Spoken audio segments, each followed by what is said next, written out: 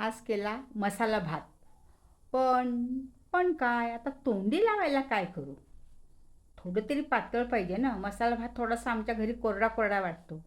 मग दही खाऊन तर कंटाळा आला होता. दही नको, ताक नको. काहीतरी वेगळं हवं आणि ते पण पटकन होणारं.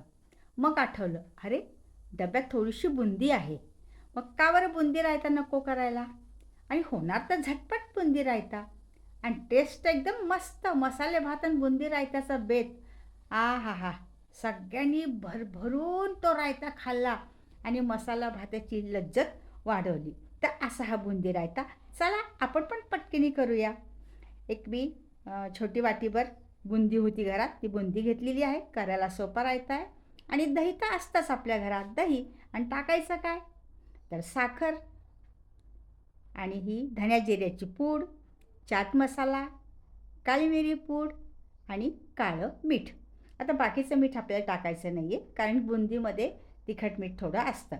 इथे फार झणझणीत हवा असेल तर तुम्ही मिरच्या वापरू शकता, पण मी इथे काहीच वापरले नाही, फक्त या जिन्नसचा वापर केलेला आहे. दही छानपैकी घुसळून घेतलं आहे. दही जितकं छान असं मस्त घट्ट घट्ट दही आहे, पण भाताबरोबर खायचं म्हणजे थोडंसं पातळ हवं. तर त्यामुळे हा रायता थोडासा पातळ करायचा आहे आपल्याला. आणि काय होतं, आपण जेव्हा त्याच्यात बुंदी टाकतो ना, ते बुंदी जेव्हा फुगते दह्यामुळे, तर आणखीन तो घट्टपणा त्याचा वाढतो.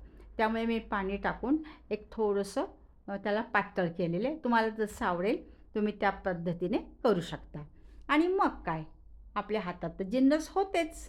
टाकलं काळं मीठ. आता बाकीचं मीठ नाही टाकायचं, बुंदीमध्ये आहेच आहे. आणि ही भाजलेल्या जिऱ्याची पावडर आहे.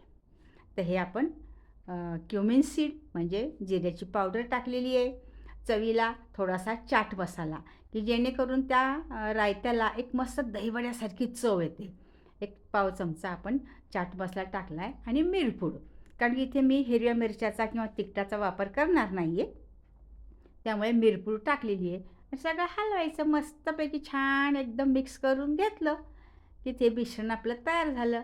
आणि याच्यात टाकायचं आपल्या चवीला साखर, कारण की थोडासा गोडसर हा रायता असला ना तर छान लागतो.